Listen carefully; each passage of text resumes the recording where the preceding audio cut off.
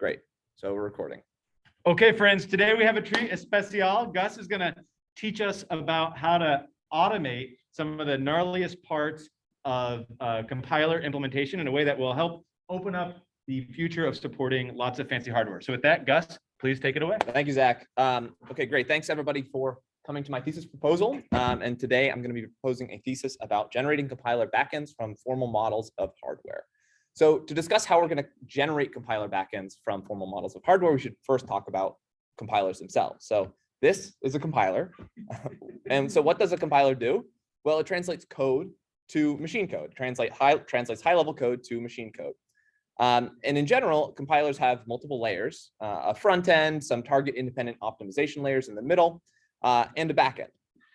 And the backend is what does target specific optimizations and final code generation for the hardware that we're trying to run on. The compiler backend produces machine code, which is what then gets run on the machine itself. And the compiler backend and the machine it runs on are the focus of this talk today. So these two components are really the thing I'm going to be focusing on. So to compile to hardware, the compiler backend needs to have some idea of the target hardware that it's compiling to. In reality, this is implemented by building models of the target hardware into the components of the compiler itself. So for example, the memory planning component of the compiler will contain some kind of model of the hardware memory's hierarchy, while the instruction selector will have some idea of the hardware interface or the ISA that the hardware uses and you can communicate to the hardware with.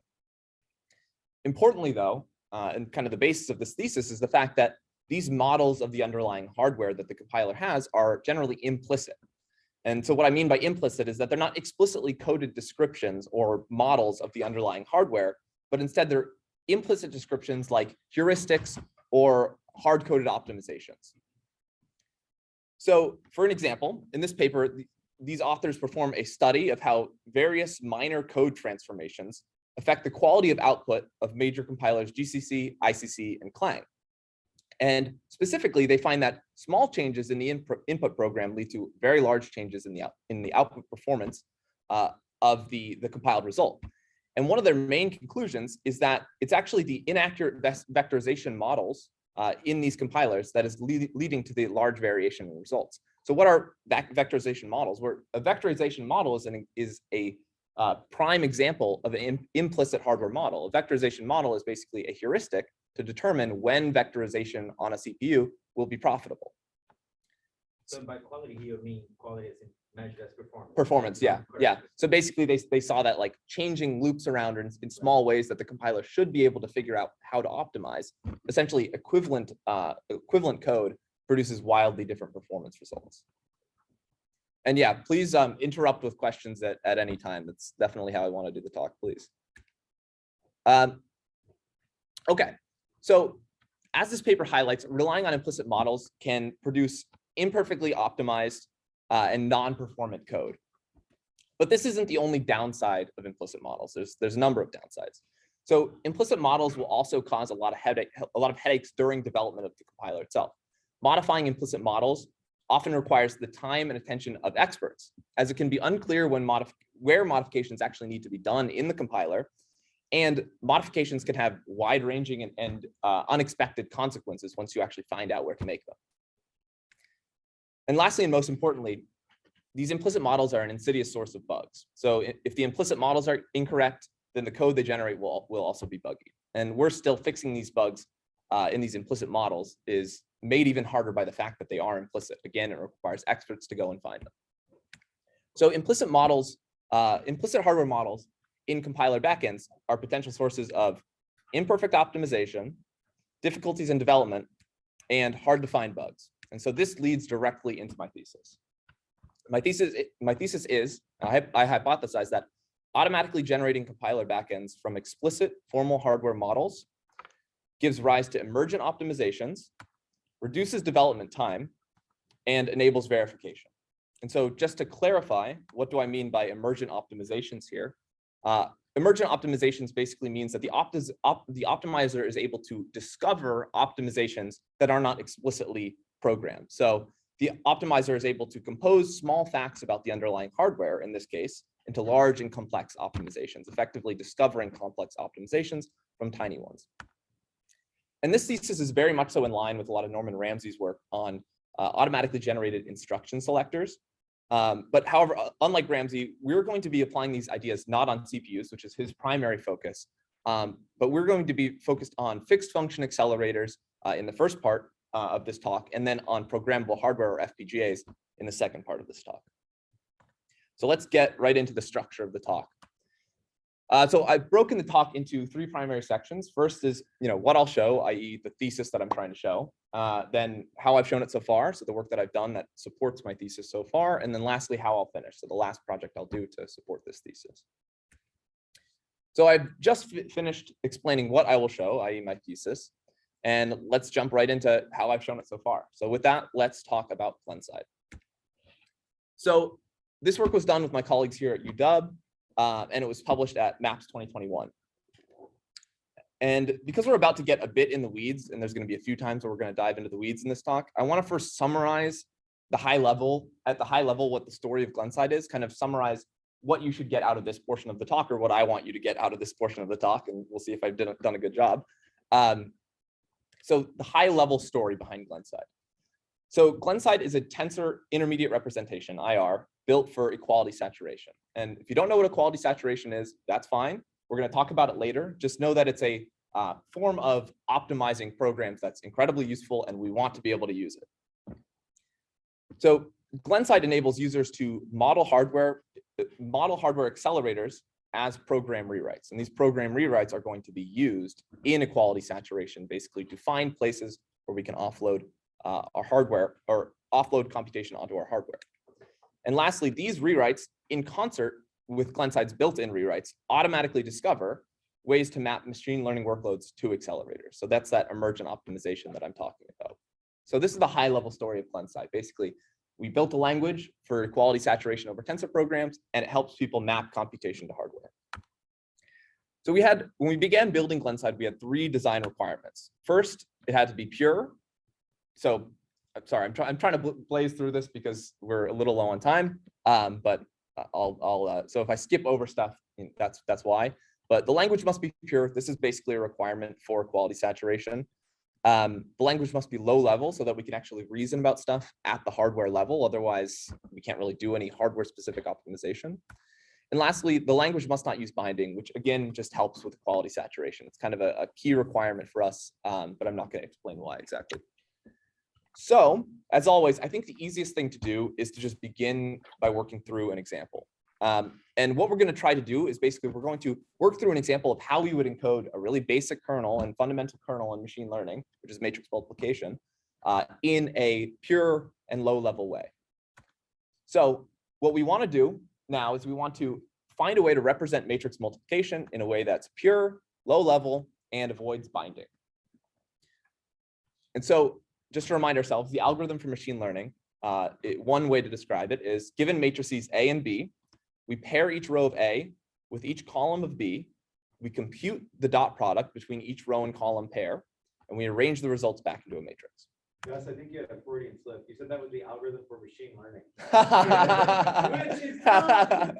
I mean, in a way, honestly. Yeah, not so bad. Wait, is there anything more useful than machine learning for matrix? Well, yeah. Actually, right? But actually, yeah. Yeah, it sort of works. It sort of works. Yeah.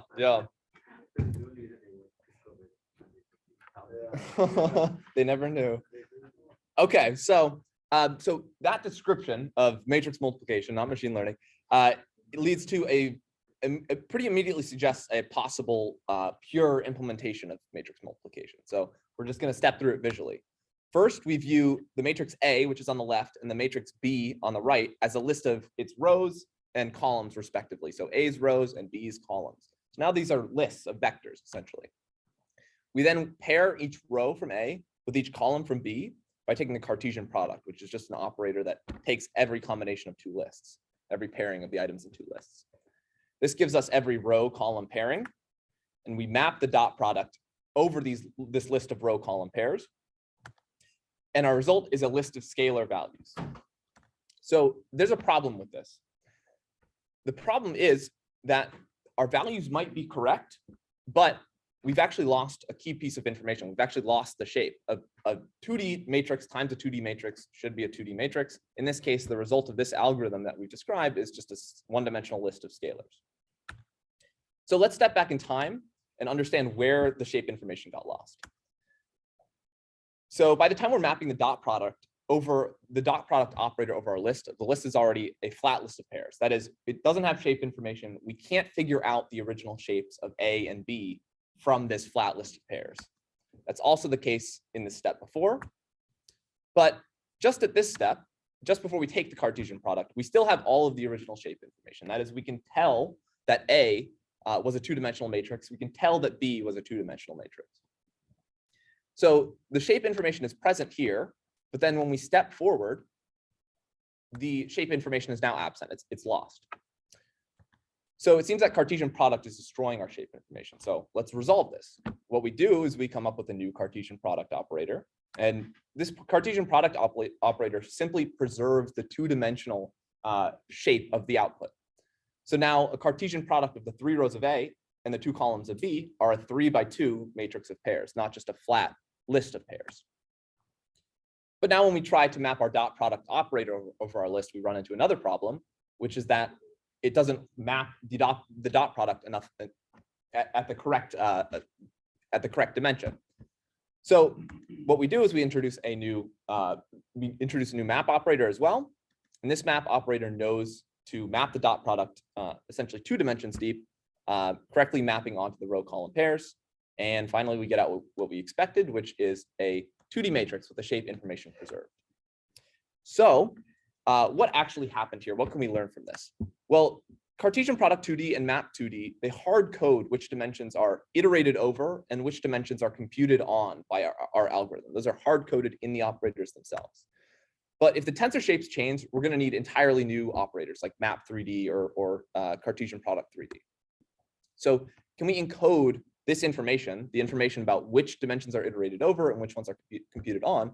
Can we encode this in the tensor itself? And this is, unsurprisingly, this is exactly what Glenside's access patterns do. Access patterns are the core abstraction that kind of powers Glenside. So a traditional tensor looks like this. It's described just by its shape, which is a tuple of numbers. So in this case, 3, 4, which means that this tensor has a shape of 3 rows and 4 columns. Access patterns, they just add a little bit of information on top of a traditional tensor shape. So access patterns are defined by a pair of tuples, where the first tuple holds the access dimensions, which are the dimensions that are iterated over in our algorithm. And the second tuple holds the compute dimensions, which are the dimensions that are computed on by the algorithm that we are focused on. And concatenating these 2 tuples gives the underlying shape of the tensor. So in this case, this is still a 3, 4 tensor that we're just viewing in a specific way. And specifically, we're viewing it as a 3-length vector of 4-length vectors. That's the way to interpret this access pattern. But if we shift over the dimensions of the access pattern, we can also view this 3, 4 shaped tensor as a 3, 4 shaped tensor of scalars. And if we shift in the other dimension, we can view the tensor as a scalar shaped tensor, that is a tensor with one element, where that single element is a 3, 4 shaped tensor. And so for each of these different access patterns represents a different view of the same underlying tensor. And each of these views is potentially useful in a different algorithm. And so what we do is now that we've defined the access pattern, we basically redefine a bunch of common matrix and list operations over access patterns using access pattern semantics. And that gives us the Glenside IR. We're not going to go into detail about Glenside, but basically it's just redefining a bunch of common things over access patterns. And Glenside, I'm not going to go into this in detail either, but Glenside can be used to represent really common kernels in machine learning, not just matrix multiplication, like I showed before, but also things like 1, 2, and 3D convolution, which are more complex kernels and very useful in machine learning.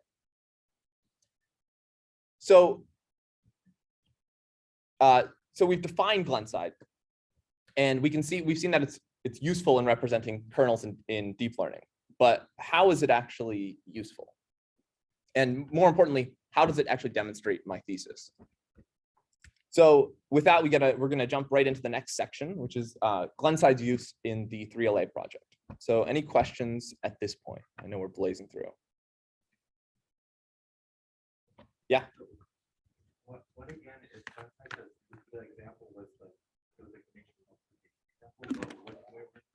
Yes, perfect. Thank you. I realize that's not super clear by the way that I jumped through things. The Glenside is basically a language, and this is it right here. So for example, this is how you express matrix multiplication in Glenside. So that's, you can just imagine having a text file, and that's the Glenside code that goes in the text file. Yeah, it's a great question. So you really should just, in the end, think of Glenside as a language. And we're not looking, it's weird because we're not actually looking at many examples of what Glenside itself looks like. And I'm not going to focus on it in the talk because frankly, it's just kind of hard to read with all the parentheses and stuff. And you just don't need to know what it looks like. So yes, great question. But Glenside is a language. It looks like this. Yeah. Yes. You need to specify like those columns. Yeah. So yes. No, so yeah, great question. No, the fundamental thing you do first is when you're defining a kernel. So if you look at matrix multiplication, you look at the third line of matrix multiplication, there's this thing that says access activations 1. That's basically saying I'm going to access the activations tensor at dimension 1. Basically saying I want to create an access pattern out of this tensor in which it's accessed at dimension 1. And so what that does is it takes a tensor that just has a single tuple for its shape, and it turns it into an access pattern. So you have to specify what dimension things are accessed at. But ideally, what you do and what actually happens in these kernels is you only specify that when you take the tensor in. You only specify that at the very leaves of the program, and the rest of the program, basically you don't have to re-access the tensor at different places and change the access pattern around, because the algorithm should basically just figure itself out. The types should work out such that it's clean and you don't have to change the access pattern.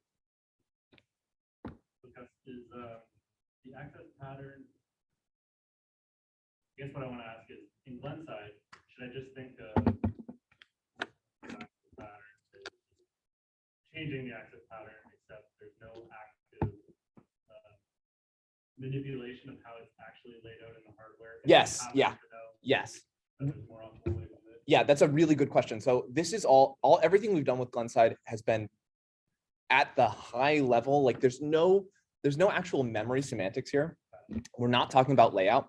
And something I would really like to do in Glenside that I've just never been able to do is actually doing memory layout exploration, because there's a good abstraction from Glenside where we basically remove any idea of dimension ordering. Because here the dimensions are still ordered in some way.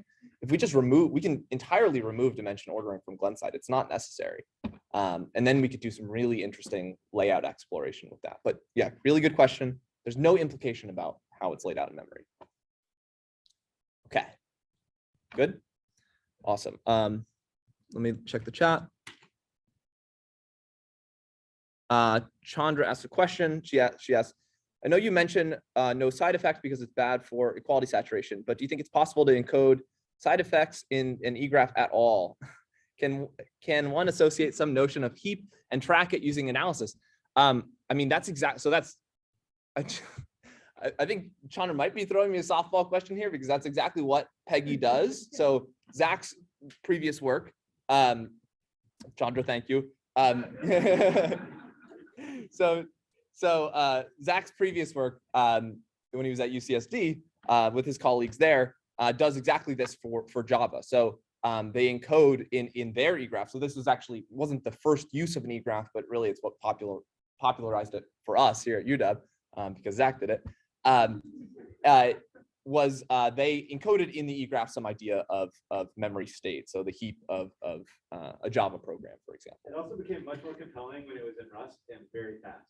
I think that was also. Has anybody ever re-implemented it in using egg? Egg style? Yeah. Not yet. Okay. I think just to be very clear on the record, when you become 2 orders of magnitude faster, a technique becomes much more compelling. Yeah. It's a good point. Yes. Shout out to Max for making egg. Yes. So if you go back maybe one or two slides. Yes, of course. So I'm trying to connect everything up to or bridge the gap between CS definition of a tensor and the math definition of a tensor. Oh, yeah, And, it's a and these noble are- cause. These are very different things. So are you implicitly, when you're doing this, changing the field that you're defining the structure of? No, not at all. So unfortunately, the use of tensor is a real bastardization in computer science. You should really just think of tensor. Make a matrix. Yeah, multi-dimensional, n-dimensional tensor or n-dimensional array. Yeah, We're good. it's very offensive to people outside of computer science, but it's just. I'm a moron. I don't know very much about the math definition of tensors. Enlighten me. How is I don't know. I mean, you probably, I know that it's a term from physics. Even think about it this way: is a vector a sequence of numbers? Not necessarily, right? A vector can be a mathematical object. Like how you represent it is a separate question. You can have a vector field that you don't represent as like sequence of scalars. Sure. So we're conflating the representation. That's right. And the concept. Okay. Thank you, Zach. We're good. Cool. Awesome. Anything else? Good. Cool. Let's move on. So let's talk about Glenside in the 3LA project. Again, I'm going to be trying to move fast. We're already halfway through, so it's not great. But so just to keep the map in mind, we're moving on to the last part of how I've shown the thesis so far. Really, it's going to be showing how does Glenside demonstrate my thesis when we actually apply it in a real use case. In this case, in this project called 3LA. 3LA is a collaborative project between us here at UW and our colleagues at Princeton and Harvard. And we're currently resubmitting the paper now, but it's on archive. And again, to save time, I'm just going to kind of give a high level idea of 3LA. High level story up front. So the idea of 3LA is basically that simulating, verifying, and compiling workloads on custom accelerators is very hard. It's so hard that people who make custom accelerators often don't compile workloads onto those accelerators that they've made because it's so hard. They just publish a paper about it and they do some simulation of some layers, and that's about it. 3LA, the goal of 3LA, it's a toolkit which makes all of this easier by compiling workloads to something called the ILA simulation and verification framework, which I'll talk about in a second. And Glenside is a key component of the 3LA project. Don't get 3LA and ILA confused. ILA is a part of 3LA, and there's a lot of three-letter acronyms, which is what 3LA stood for originally, floating around. So Glenside is a key component of 3LA, where it is used to actually discover the mappings of workloads down to accelerators, doing the compiling from workloads down to the ILA instructions themselves. So a brief bit about ILA. So the instruction level abstraction, or ILA, is a specification system developed by our collaborators at Princeton. And ILA allows hardware developers to formally specify the behavior of their hardware, but by defining an ISA-like interface. So having an ISA for your custom accelerators is really nice and really useful. And the interface is portable across platforms. It's easy to target from compilers. And the really cool thing about it is once you define this ISA for your custom hardware, you actually get a simulator for it out of the box. ILA you can compile that basically into a simulator that you can run simulations on. So the core goal of the 3LA project is to compile deep learning workloads down to ILA instructions so that we can harness the powers of ILA. We can do end-to-end simulation, end-to-end verification, and also compilation to our custom hardware. But the question of actually how to map the computations within deep learning models down to ILA instructions is not an easy problem at all. It's not straightforward to answer the question of how do I map computations in a model down to ILA instructions. So spoiler alert here, we're going to use Glenside to do this. But first, let's talk about how we tried to do it first. The first way we tried to do it was using something called TVM's Bring Your Own Code Gen. So TVM is a deep learning compiler. Bring Your Own Code Gen is basically the system in TVM that allows you to specify patterns of computation to search for in the workload. And it will map those patterns once it finds them to your accelerator. That's the idea. So this pattern matches what's called a linear layer, which is a dense matrix multiplication followed by a bias addition.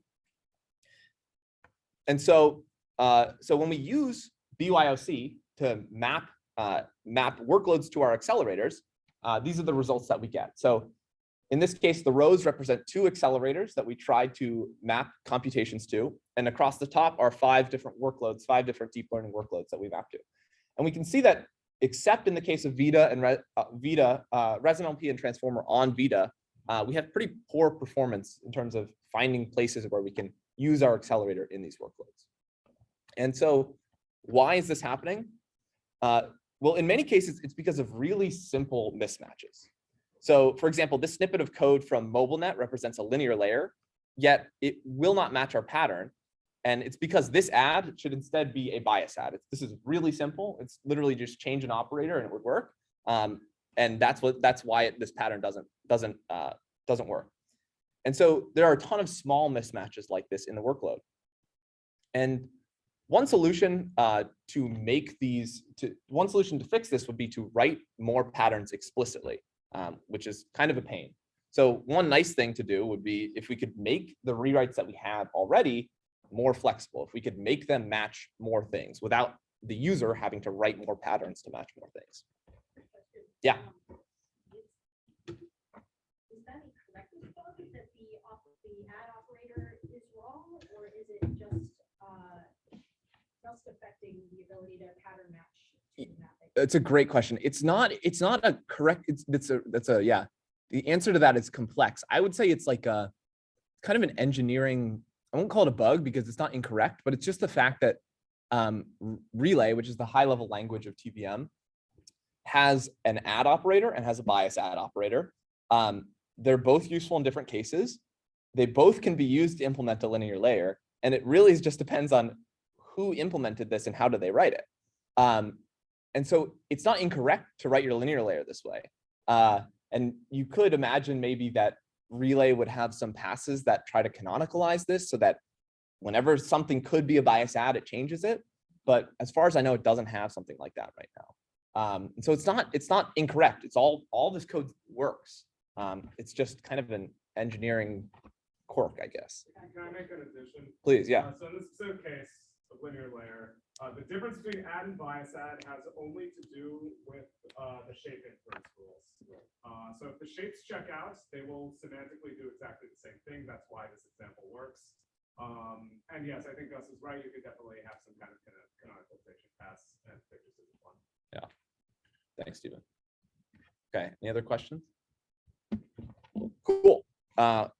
We have a lot more to go through, so let's keep going.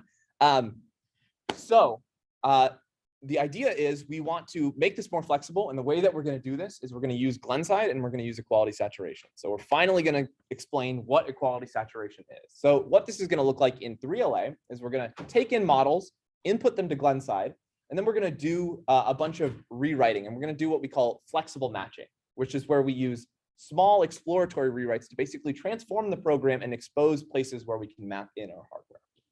So before we do that, let's talk about equality saturation really quick. Let's just get the basics of what it is. So the basic idea of equality saturation is that instead of destructively rewriting a program with a predetermined list of program rewrites, so a common way to do program optimization is to find patterns in the program and rewrite it to something else.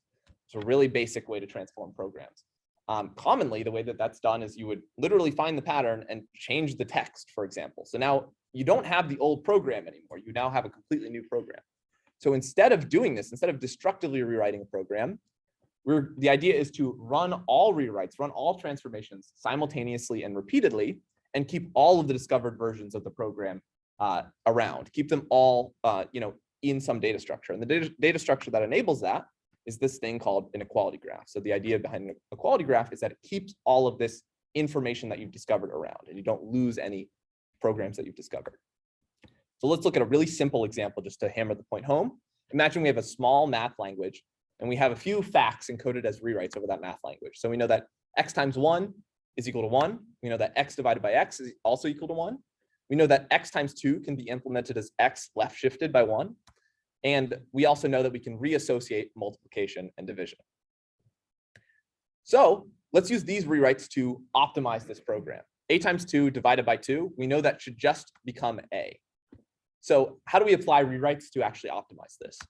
Well, first we're going to reassociate the multiplication and division. Then we're going to simplify the 2 divided by 2 down to 1. And then we're going to simplify the A times 1 to just A. But what if the rewrites ran in a different order? So imagine we're back at the start, and instead of reassociating multiplication and division, we instead use our shift left operator, or we Sorry, guys, just so I'm not getting lost. Yeah. First rewrite rule has a cycle, is that right? probably first rewrite rule, the X times 1. Oh, sorry. Yes. Okay. I just Sorry. wanted to make Sorry. sure Thank you. I went and found a bunch. Broken. No. You're totally right. I found a bunch of bugs in this this Sorry, morning sorry to and derail. missed that one. No. Thank you. That's great. It's funny how easy it is to mess up simple math. Right, and all these rules are type dependent, right? So. That's a good question. It depends on what your language is in the eGraph, but For example, the shift left don't work. oh, exactly. Yeah. So let's imagine that this is a language of integers. Yeah. That's a good point. And some of the rules might need to be conditional. Yep. Well, That X over X. Yep. Um, Yeah. That's fair. That's fair.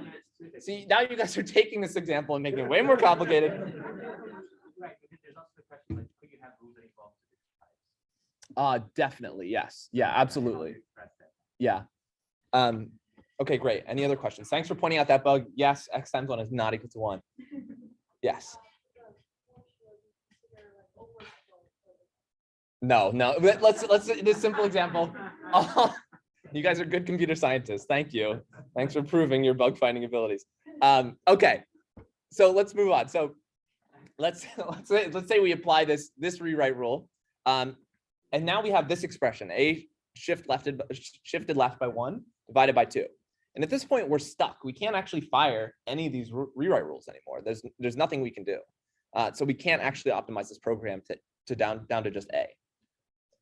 So the ordering matters because the rewrites are destructive. That is, we actually rewrite the program and we lose the old version of the program. And this is called the phase ordering problem. So why don't we keep around all discovered versions of the program?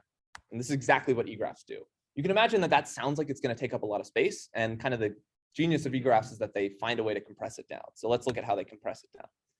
So using an eGraph, when we apply our rewrite to A times 2, let's imagine we're going to apply that shift left rewrite that gave us trouble before.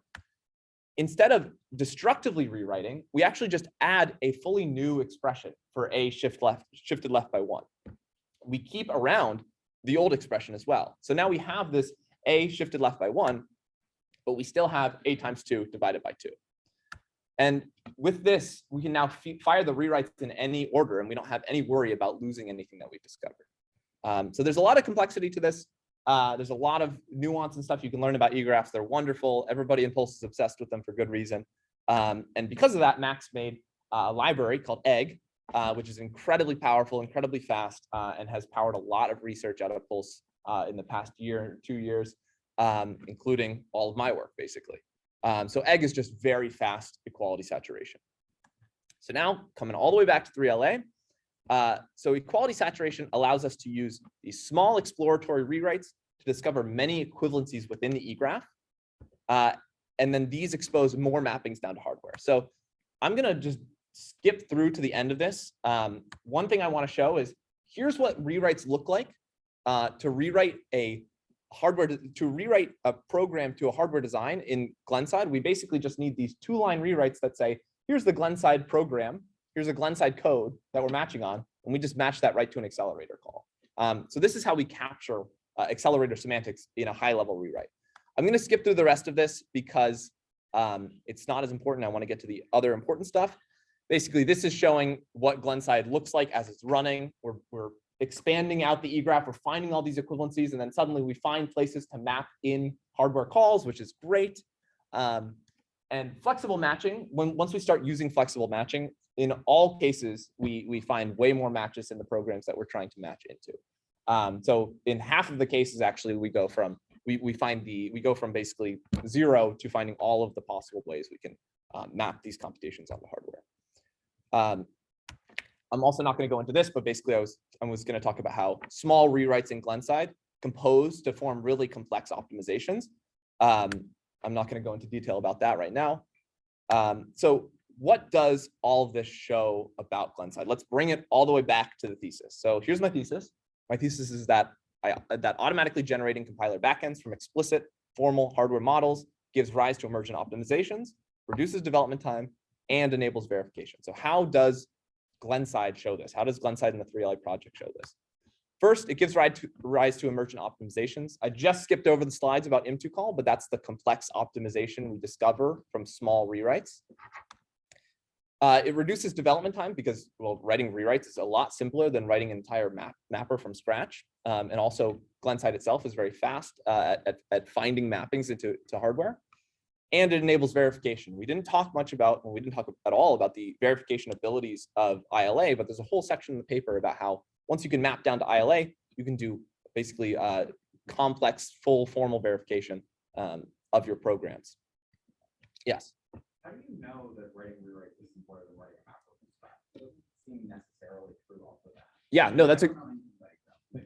that's a great question. So in terms of raw, lines of code is a bad metric, but that's how we do it sometimes. So just by that raw metric, 2 lines versus what would be probably hundreds or thousands of lines of some other language. But going beyond that, because I know that there's a lot of, that's glazing over a lot of stuff. The experience that I actually, I worked with Scott, who I don't think he might be on the Zoom, and also with Thierry at Harvard. Scott and Thierry are both hardware developers. And in the process of working with them, basically, I was working with them to try to capture the semantics of their accelerators in Glenside. And it was a nice kind of proof of what I thought Glenside could be, because as I was working with them, I was basically able to have conversations to say like, okay, here's what I think your accelerator does. Explain, like they explained to me at a high level what it does. Here's what I think it does. And then I can basically write that out in Glenside semantics at a very high level and just iterate with them back and forth on that. And once we come to a kind of a conclusion on that, it's like, okay, here's the rewrite. And that takes 20 minutes, 30 minutes to do, as opposed to somebody, maybe a hardware developer, having to write the code themselves, or somebody, the compiler person, having to read through a manual for the accelerator or something like that. You can have this kind of high level modeling language that you're able to communicate over, essentially. I see the intuitive part. Okay. Yeah, it is very much so. You didn't do an experiment. No, did not do an experiment. Absolutely not. And it would be really cool to do an actual user study with hardware developers. There's a lot of experiments I feel like I would like to do on hardware developers, because they're an interesting bunch. Thinking about this, can I ask a philosophical question? Give it a bit more time. No, please do. So, okay, so now traditionally you think about designing hardware, and then of course if you're doing it right, you keep in the back of your mind, like, can I write a compiler for it? I'm gonna write a compiler as a team of hardware designers and folks that are doing the software stack. Yeah. Right? So, because if you do that, you fail as a systems project. This is why you see a lot of history with hardware companies that failed because they were hardware first. Yeah. Right? So, anyways, the point I'm making is that if you just make everything dependent on the hardware design and how you describe it, does that change how you think about the design process at all? If you make now, so there's a lot of performance implications now of how you design your hardware and how you describe it in a formal way. Because if it's your system, you're going to do a max amount of search, you're going to come up with the compiler and then all the path optimization. So that puts a lot of, I guess, probably changes how somebody would think about hardware design and even describe it, because a lot of it is going to dictate whether this is going to succeed or not. Yeah, so I think that I think I understand the question. Please redirect me if I'm going if I'm not. But one thing I've learned in doing all this is that I don't really ever want to mess with how hardware people do their work, because I don't understand it, and it's very impressive, and it's hard. So one thought I think I had when I came into UW was like, it would be really awesome to throw Verilog in the trash and write a new language that basically allows you to to do this kind of thing where we would start from the same source, where we start from the same high level description, and we kind of break it apart and lower it down, and you get a compiler out the one side and a piece of hardware out the other side. Now, deep down, that's still my goal, of course, but but I realize that hardware people are going to what they do is complex, and there are reasons that they do what they do. And so I think in all the work I do, I would like to kind of continue. I would like to continue to allow people to develop hardware the way that they already have been, and not step on that process. Yeah, that's true, but I guess your message is different. It's right, you said hardware, formal hardware model. You have to kind of describe it. So who is defining what a formal hardware model looks like? Yeah, yeah. Right? So when you're designing hardware, you have to think about how you're going to describe it in a precise enough Yeah. way for it to be suitable for you as an input for you. So everything we've done so far has been basically, the only way I can answer this is what we've done so far, which is somebody has a piece of hardware already, and then we go and we model it. So it's kind of adapting to the hardware that already exists. It would be Ideal if you could express a formal hardware model and design both the hardware But and the compiler at the same time. I agree with that. And it just, again, I think I'm just maybe cynical about how possible that would take a big sea change in the culture, I think. And I would love to see if we could. Like another angle on this question is, what about ILA makes it good or bad as that formal model? Right? Like, is there something, like, if you could change ILA to make it more convenient for Glenside, Yeah. or change ILA to make it more convenient for Scott or Gary, like, what would that be? Yeah. To kind of get at the, Yeah, I guess the question so on the Glenside side, I don't know yet, because one thing I would like to look at is, can we convert ILA to Glenside? And I don't actually know. It would be really neat if we could. On the hardware side, I guess the question again is also, can you start from ILA and somehow progressively lower it to a hardware design? That is a more interesting question. In my limited knowledge of ILA, it seems like that would be really hard, because I it's, think they do that. They can get. They lower to- They can get to RTL. oh, well, so they lower to they lower to state machines, presumably, like some state machine implementation. like a RTL verification. Yeah. So they do Verilog to ILA simulation. The Interesting. question is though, how good are we? This is what I'm wondering. It's like, there's a difference between lowering to hardware and lowering to good hardware. That's true, right? No. I think it's kind of, it's not quite that same. It's not that you compile the ILA to the Verilog. It's that you kind of build them hand in hand. Oh, And you maintain equivalent. As oh, you go. I see. Okay. Right. So now what I know is that my Verilog and my ILA model of that Verilog agree, and I can make really good Verilog because I can break it down into a set of refinements. Yeah. So I think, I mean, I guess maybe one way to get it is like, do we need the similar layers of refinements back up to the compiler? Yeah, I see what you're saying. I mean, I think I would argue it would be nice to be able to capture that. Absolutely. Yeah, no, that is an interesting question. I don't feel like I have a good concrete answer for that to the gun of that. No, it's fine. Should we ask one of the Yeah. somebody was Akash, were you gonna say something? Somebody was speaking up. Oh, I think you guys got it. The key thing is that ILA doesn't replace Verilog. What it does is it lets you specify what you want as a significantly higher level of abstraction than Verilog, because Verilog, everything is running all of the time, right? And ILA is sort of a sequential abstraction of what's going on in Verilog. And that gives you at least imperative program structure. And then you can sort of reason about the important state rather than reasoning about all of the state. But I think when you get up to the Glenside level, you have no state at all, or like the state is pure, and so there's no destructive overriding of state. So, Yeah. and so there's a few levels I think that are really interesting to explore, but I don't think any of us have explored it yet. Yeah. Sweet. Thank you, Akash. Appreciate it. Yeah, we have a lot of the 3LA people on the line, so any 3LA questions can also be addressed to them. Really quick question about the anecdote you described working with the Harvard folks. Yeah. Were you able to actually verify that the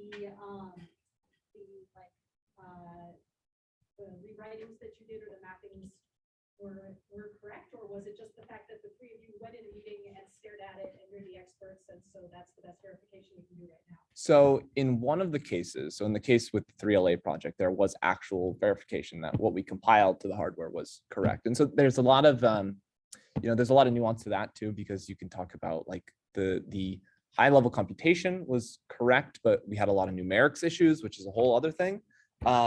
So in the one case, yes, verification was actually a big part of that project. In the case with Scott, on the other hand, no, it was basically just, let's model this, let's model what's happening. Yeah. Cool. Any questions?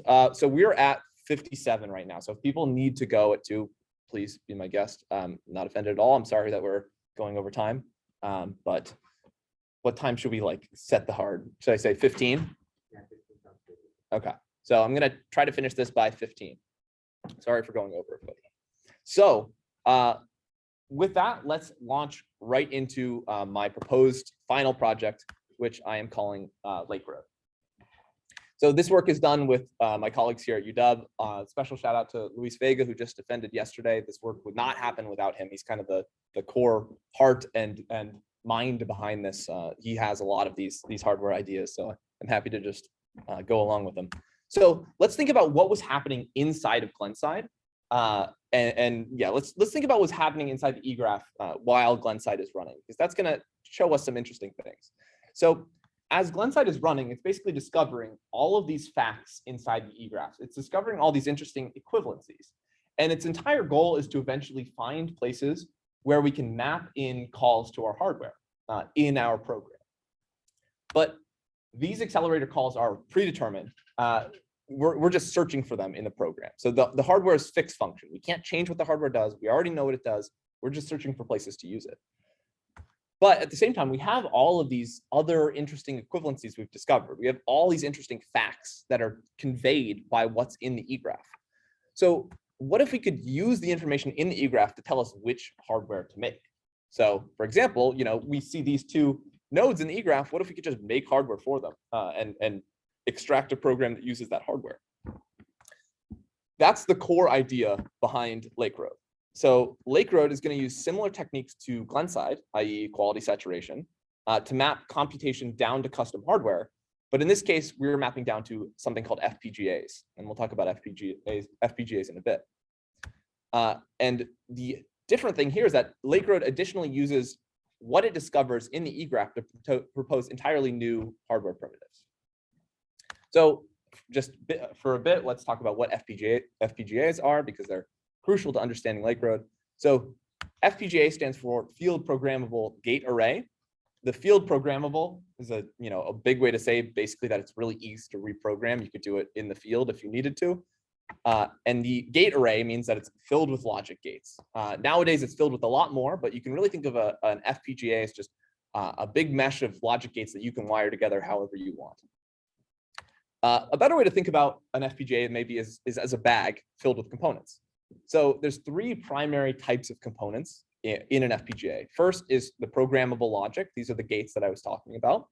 Second is memory, where we store data that we're going to operate on. And last are these things called DSPs, or digital signal processors. And DSPs are like essentially they're little processors on your FPGA. You can almost think of them as an accelerator on your accelerator that you use to accelerate some specific code. We're not going to talk about DSPs or memory. We're just going to be focusing on logic today. So what is programmable logic? So I'm showing it here as an and and OR gate, but instead on FPGAs, generally this is implemented as these things called lookup tables. And a lookup table is just that. It's a table. So a lookup table takes some number of inputs and gives some number of outputs. So in this case, 4 inputs, 1 output. And what it does is, based on the inputs, it looks up the result in the table and gives that as the output. So in this case, if I3 through I0 are 0, then the output is 0. And we program that O column. We tell it what we want the output to be. So that's why lookup tables are programmable, and this is where the programmable logic comes from. And so we can fill out the rest of this table. So for example, this function implements an AND on I1 and I0. But we can program it to be whatever we want. And lookup tables can be they're more than just 2 input and 4 input, 1 output. So for example, Xilinx on the Xilinx UltraScale FPGA architecture, their lookup tables take 6 inputs and give 2 outputs, and also have all this complex timing behavior under the hood. So they're a lot more than just tables necessarily, but a table is a good way to think of it. So let's talk about how designs are compiled to FPGAs. So current FPGA compilers are very slow and very unpredictable.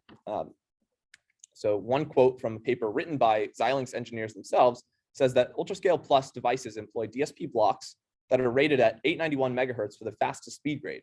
Nonetheless, large designs implemented on FPGAs typically achieve system frequencies lower than 400 megahertz. So this is you have a problem when Xilinx engineers themselves are bemoaning the fact that FPGA compilers fail to adequately use the hardware to its full capacity.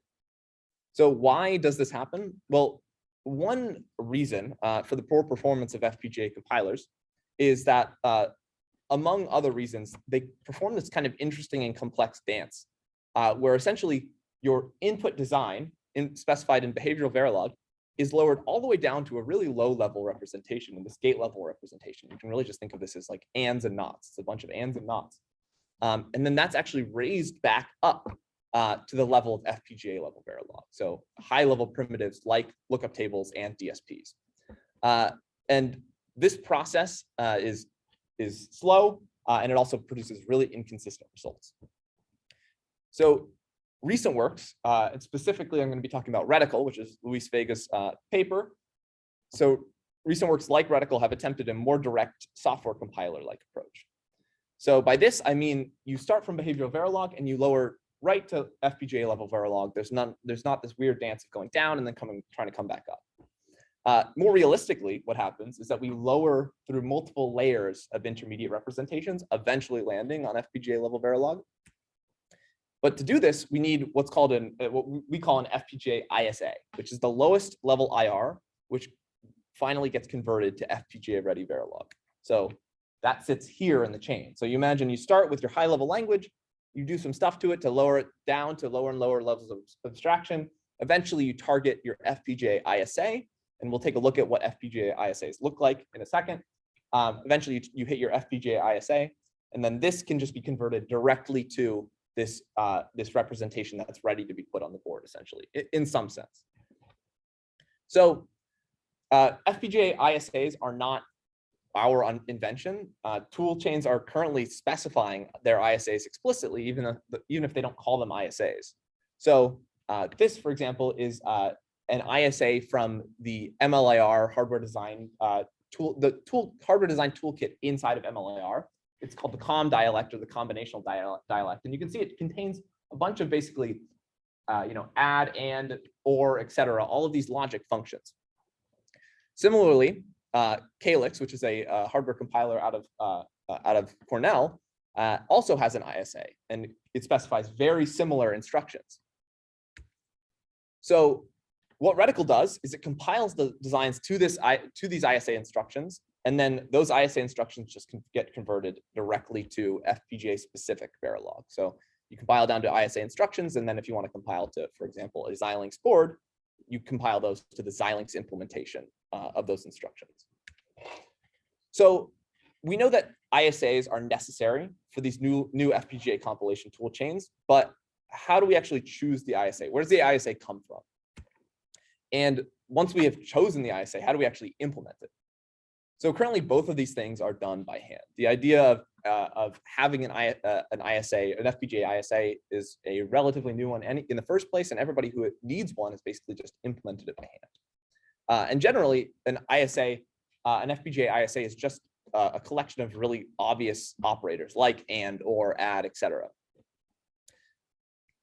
So why am I going to argue that choosing an ISA by hand is bad? Well, specifically, choosing an ISA by hand is going to leave many gaps in the ISA, and I'll explain what I mean. So a core optimization that we haven't talked about in FPGA compilation is this thing called packing or fusing lookup tables. So this diagram here shows 3 lookup tables being used to implement, and you don't have to understand the other parts of this diagram, but there are 3 lookup tables being used to implement the functions A, B, and C. If the optimizer discovers that A and C can fit into a single lookup table, then it will combine them, or it will fuse them, or pack them. There's a bunch of different terms for them. And this is a key optimization in saving space on the FPGA, packing bigger designs onto the FPGA, and also increasing the performance of the design that is on the FPGA, because you put everything closer together. So the problem with this, with our approach, is that this requires us to have this A, C fused instruction in the ISA. And then a logical question is, do we also need A, B, or B, C? And as we increase the number of instructions, we increase the number of fusions that we potentially need to do. When you say fused, do you mean that they're composed, or do you mean that either operation can be called? Yeah, that's a great question. So what I mean here, there's a few different ways to fuse actually. This is where it gets even more complicated because there are a few different ways to fuse. You can imagine it as they are composed. So one after the other is a good way to think about it. In this case though, in the case that I have, so fusing them in the sense of composing them is one common way. The way that's shown on the slide is actually something different, where basically you could imagine that, let's say that these lookup tables have 6 inputs and 2 outputs. Let's say that A takes 2 inputs and gives 1 output. Let's say that C has 2 inputs and gives 1 output. They don't need to be on 2 separate lookup tables. They can be combined into one. You just use the 2 outputs of those 2 lookup tables. And so this paper is actually proposing, the paper this comes from is proposing a way to do that. So that's a completely different type of fusion. So yeah, Akash, thank you for the pointer there. There are many types of fusions that you could possibly need to do. So that just adds to the space of potential instructions. Yeah. Wait, so Gus, so adding to the complexity here, so the layout also physically on the FPGA also affects what can be fused, right? Yes, absolutely. But we won't. So yeah, we won't even talk about the layout because that's a whole other that's a whole other thing. But yes, absolutely. There's a lot of complexity here. Yeah. So basically, there's all these possible combinations we have to consider. Any questions? Let me see. There's a. Okay, never mind. No question in the chat. Okay. So we know that choosing an ISA by hand is going to miss many fused instructions. What about implementing ISAs? So what about implementing ISAs by hand? What's the problem with that? Well, first, we already saw how large the ISAs potentially can be. So implementing ISAs by hand, it's going to be infeasible if your ISA is really large. And on top of that, it's a great source of bugs. So doing anything by hand is a really good source of bugs. So here's an example from Reticle. So this is code that Luis wrote. Basically, what this is showing is that this high level abstraction add, we have this high level add operator here. And Luis has these rewrites that rewrites that to this low level FPGA specific implementation. So this is a high level add that gets rewritten to a Xilinx specific implementation of an add on 8 lookup tables. And Luis wrote all of these by hand in Reticle for his entire ISA. His ISA is not that large, but it's on the order of tens of instructions. But as we fuse instructions, you can imagine not wanting to write all of these by hand.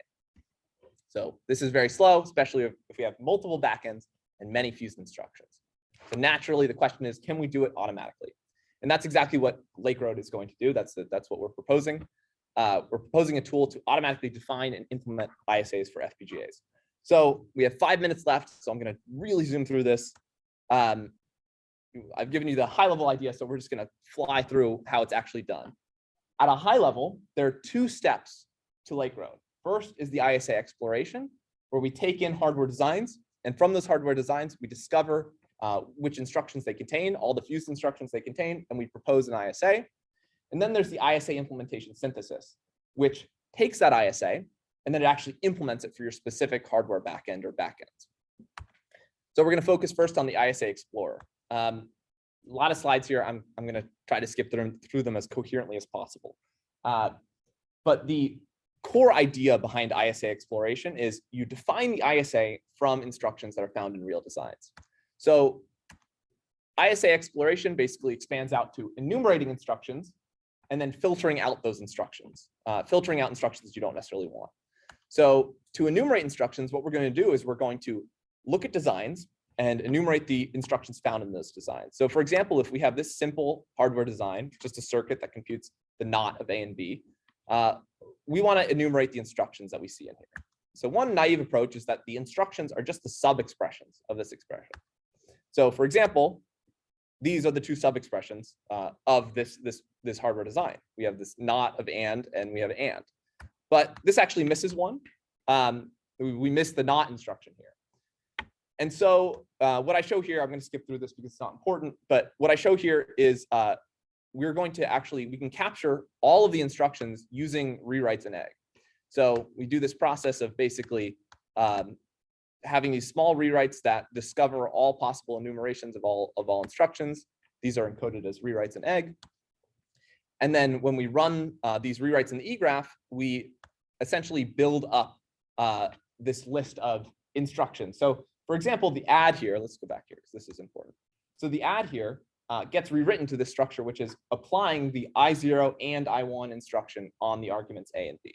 Similarly, the not here gets rewritten to applying the not instruction on and A and B. And then we can discover fusions using another rewrite. So the cool thing about this is that these are just rewrites. The instruction enumeration is just rewrites. So we can actually throw other rewrites into the mix. So for example, something like De Morgan's law, which is a really common transformation over logic programs, we can just throw that into the mix with the other instruction enumeration rewrites. So we rewrite our program using De Morgan's, and then immediately our instruction enumeration rewrite fires on that, and we find another instruction. So now we get now this produces our list of potential instructions. And then we filter out instructions. I'm not going to talk about this. It's not too important. Let's get into how ISAs are actually synthesized. So now we have this list of instructions. This is our ISA, and we want to actually synthesize an implementation for it. So the way we're going to do this is we're going to use another tool developed here at UW called Rosette, which is a synthesis tool. And Rosette allows us to ask basically for all inputs A and B, find an implementation of this low-level FPGA impl function such that the low-level FPGA impl called on A and B equals the high-level instruction impl called on A and B. And I'm going to skip through some of this. So what we do now is we compile our instructions to their high-level representation in Rosette. And in Rosette, this is really easy. Basically, we have all of these logic instructions already implemented in Rosette. So for example, I0 and I1 just uses the BV and function in Rosette. So now let's talk about low-level hardware semantics. To capture low-level hardware semantics with Rosette, this is another great thing about Rosette, is that all we need to do is build an interpreter of each FPGA component. So for example, in Rosette, all we need to do is write an interpreter for a lookup table. We just write a function that does what a lookup table does. So this function, you don't have to look at the code. This function basically says, given this lookup table memory and these inputs, what is the output of my lookup table? And so we specify that in 2 lines of code.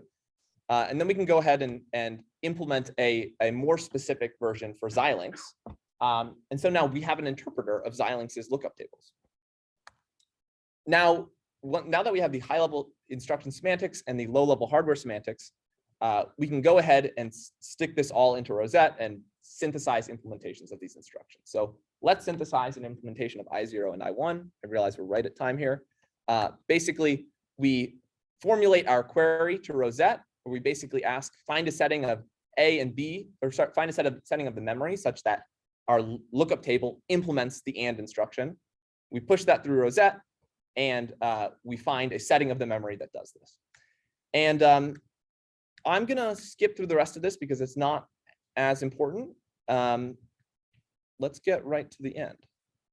So yeah, I'm just going to skip all the way to the end because I want to respect everybody's time. So I'm going to skip to the proposed evaluation too. Basically, we're going to write 2 papers on this. We're going to split it into two parts. So in closing, my thesis that I'm proposing is that automatically generating compiler backends from explicit formal hardware models gives rise to emergent optimizations, reduces development time, and enables verification. I've shown this so far through Glenside and its application in 3LA, and I plan to demonstrate this thesis once more through Lake Road.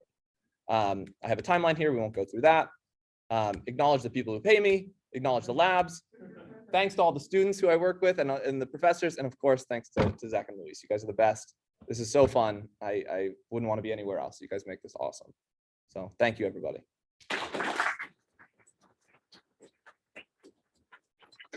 Okay, I'm so sorry for going so over time. Thank you for hanging out and listening. Seriously. Yeah, if people have questions, happy to take them. Yeah. Total peanut gallery question. If anyone has a serious question, please go first. Okay, you've been warned. Okay, peanut gallery question. Gus, pretty much every single code example in this presentation used brackets or another list variant, and yet early in the presentation you said it has too many parentheses. Gus, are you conflicted about which language? No, language you would rather be using? No, I don't care. Honestly, I don't care. I like Racket. It's cool. And I like Racket because PL people like Racket, and I respect that they like it for some reason. So you just have to have the right plugins in your code There's editor. a And then long you can use it. history of Lisp and hardware. Yes. Yeah, that is true. There's a long history of Lisp. Oh, Do you wish that you could print your prototype? here we go. Here we go. Oak is advertising his generals. This is exactly what he's going to be talking about in his generals. So when is your talk? Perfect. So on June 1st, attend his talk if you want to know why parentheses are bad, and if you want, well, parentheses are, if you want a way around parentheses. Yes, Anna.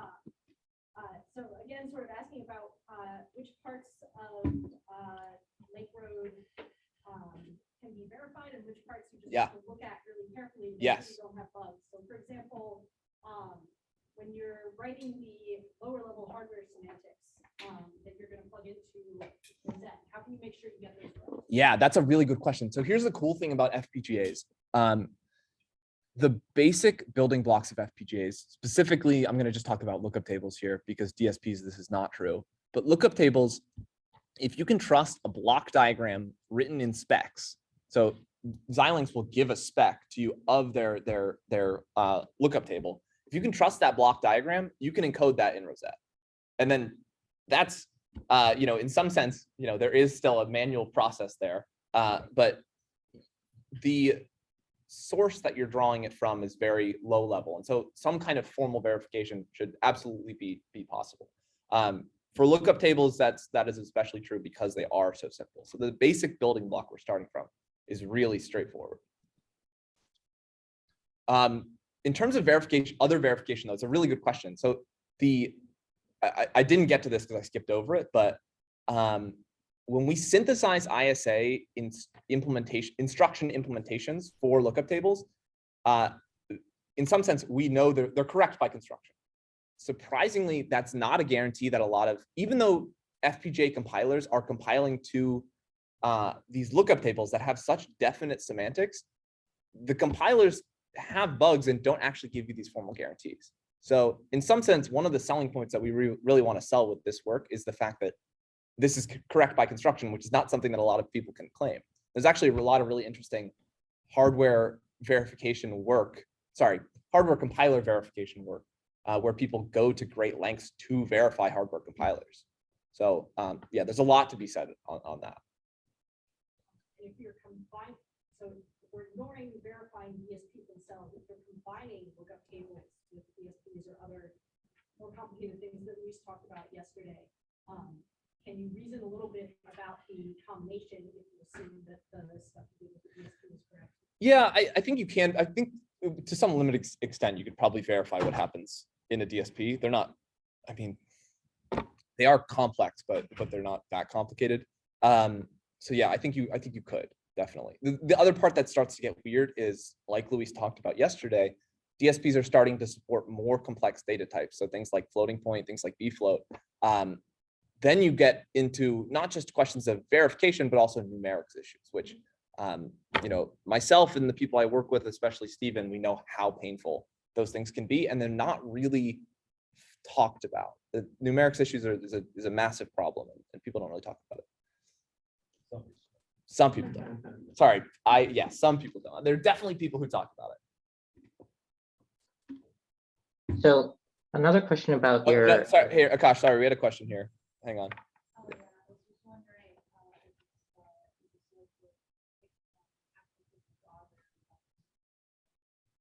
Yeah.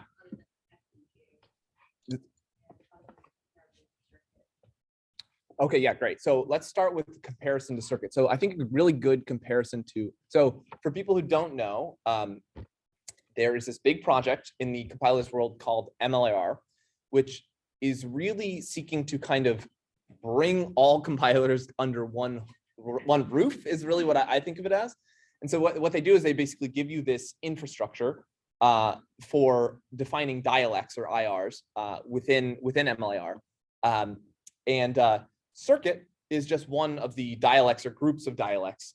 There's probably more to it than that, but you can think of it as a group of dialects and tools associated with those dialects specifically for hardware compilation in MLIR. So MLIR generally was made for software compilation, but the Chris Latner who developed it is now trying to use it for hardware compilation as well.